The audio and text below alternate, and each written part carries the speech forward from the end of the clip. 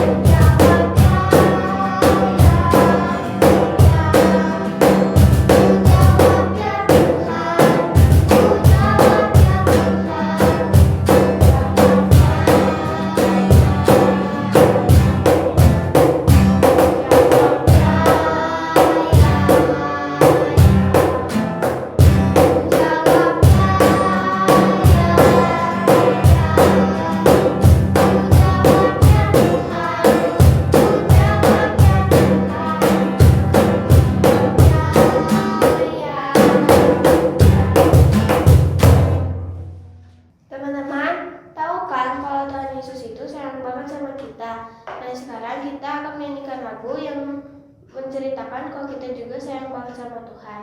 I love you Jesus.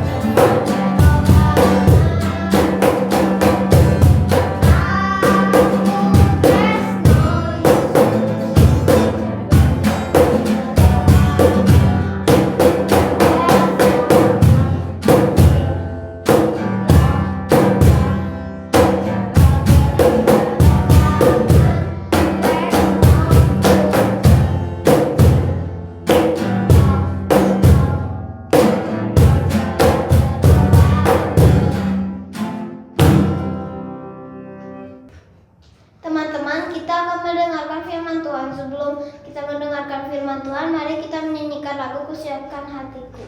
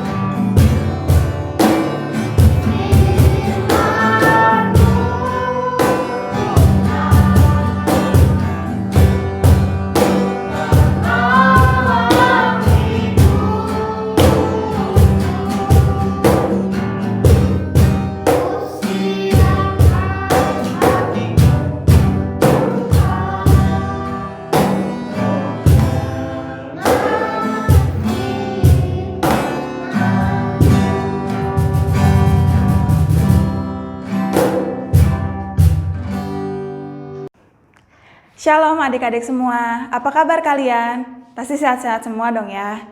Nah, Cici kangen nih bareng-bareng lagi sama kalian semua, belajar bareng, aktivitas bareng, bernyanyi bareng, pokoknya bercerita bareng sama kalian semua.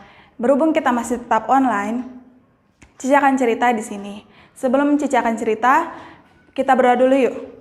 Mari kita berdoa. Tuhan, terima kasih atas penyertaan-Mu, kasih setia-Mu kepada kami Tuhan. Kau selalu memimpin, melindungi kami di setiap langkah kaki kami menuju Tuhan.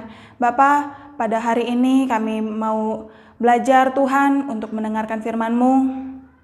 Kami menyerahkan setiap anak-anak-Mu Tuhan yang di rumah masing-masing. Kami menyerahkan Tuhan setiap hati dan pikiran mereka, biarlah mereka tetap fokus untuk mendengarkannya Tuhan. Bapak, kami juga berdoa untuk orang tuanya yang membimbing mereka Tuhan, bila mereka bisa menjelaskan apa yang isi dari cerita ini Tuhan. Bapak, kami menyerahkan Tuhan setiap pribadi lepas pribadi Tuhan, anak-anak-Mu yang belajar pada hari ini, bila Engkau yang selalu pimpin dan memberkati mereka Tuhan. Terima kasih Tuhan, terima kasih. Dalam nama Tuhan Yesus kami berdoa dan mengucap syukur. Amin. Nah, di pelajaran kita minggu ini, kita akan membahas dengan judul Jangan Bertengkar untuk Hal yang Kurang Penting, yang diambil dari 1 Korintus 9 ayat 19 sampai 23. Kita akan belajar dan meneladani salah satu tokoh, yaitu Rasul Paulus. Paulus adalah salah satu murid Yesus, salah satu pengikut Yesus yang taat dan setia sama Tuhan. Tuhan memberikan amanat agung kepada Paulus untuk memberitakan Injil kepada banyak orang yang belum percaya sama Tuhan maupun yang tidak percaya sama Tuhan. Nah, dari pelajaran kita minggu ini akan membahas 3 macam orang yang belum percaya sama Tuhan. Nah, yang pertama yaitu orang Yahudi. Orang Yahudi yaitu orang yang hidup di bawah hukum Taurat. Ketika Paulus bertemu dengan orang Yahudi, Paulus menyerupai seperti orang Yahudi, yaitu mengikuti hukum Taurat. Nah, yang kedua yaitu orang yang tidak percaya sama Tuhan. Dan Paulus juga bertemu dengan mereka, dan Paulus juga menceritakan hal-hal yang baik tentang Tuhan. Paulus memberitakan Injil kepada orang-orang Yahudi, orang-orang yang tidak percaya sama Tuhan. Paulus menceritakan semua hal-hal yang baik tentang Tuhan Yesus, memberitakan Injil tentang kehidupan Tuhan Yesus, tentang mujizat-mujizat Tuhan Yesus yang Yesus alami. Nah, lalu yang ketiga yaitu orang lemah. Orang lemah yaitu orang-orang yang haus akan firman Tuhan. Paulus juga bertemu dengan orang-orang lemah. Dia rela menyerupai orang-orang lemah untuk memberitakan Injil. Dia rela untuk menjadi orang Yahudi, orang-orang yang mungkin yang tidak percaya sama Tuhan, orang yang menolak firman Tuhan. Paulus rela menjadi orang-orang tersebut, tetapi dia mempunyai tujuan yaitu untuk memberitakan Injil kepada orang-orang tersebut. Karena Tuhan memberikan amanat agung kepada dia mempunyai tanggung jawab itu untuk memberitakan Injil kepada orang-orang. Tuhan selalu memberkati Paulus, Tuhan selalu melindungi, Tuhan selalu memberikan hikmat kepada Paulus, hingga Paulus bisa menyelesaikan amanat agung itu dengan baik. Tetapi amanat agung itu terus-menerus dia jalani, meskipun bukan 3 macam orang ini, tetapi Paulus selalu memberitakan Injil kepada orang-orang yang belum percaya sama Tuhan. Nah, Paulus selalu setia dan taat sama Tuhan. Ketika Paulus mempunyai masalah, ketika Paulus mempunyai problem atau apapun, Paulus tetap taat sama Tuhan, Paulus tetap setia sama Tuhan. Karena Paulus tahu bahwa Tuhan selalu menjaga dia. Nah, dari judul ini, Paulus selalu mengalah dengan hal-hal yang kurang penting. Ketika Paulus bertemu dengan orang Yahudi, orang-orang yang tidak percaya atau belum percaya sama Tuhan, dia mau mengalah dan dia mau memberitakan Injilnya kepada mereka. Tetapi ketika dia mempunyai tekad yang teguh, dia selalu mempunyai tekad yang teguh, bersikuat untuk menjalankannya. Seperti memberitakan Injil kepada orang-orang meskipun ada yang nolak, ada yang membantah, untuk tidak mau mendengarkan Injil dari Rasul Paulus, tapi Paulus tidak patah semangat untuk memberitakan Injil. Nah, karena itu Tuhan selalu memberkati dia, memberkati Paulus, untuk selalu melindungi Paulus ketika ada godaan kayak gitu. Tuhan selalu menjaga Paulus dengan sepenuh hati Tuhan.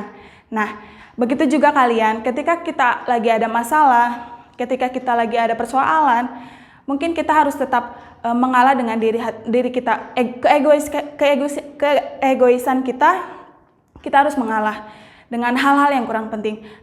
Tetapi jika kita mempunyai tekad yang teguh, Tuhan selalu pasti memberkati kita, selalu melindungi kita. Nah, sekian dari pelajaran minggu ini tentang jangan bertengkar untuk hal yang kurang penting, dan belajar dari Rasul Paulus. Sampai jumpa minggu depan, adik-adik semua. Yuk, mari kita berdoa dulu. Tuhan, terima kasih Tuhan atas penyertaan-Mu, kasih setia-Mu kepada kami Tuhan. Kami sudah selesai belajar Tuhan, berkati anak-anak-Mu Tuhan, bila mereka bisa mengerti, bila mereka bisa memahami Tuhan isi dari cerita ini Tuhan, bila mereka bisa selalu rajin berdoa, rajin baca firman Tuhan.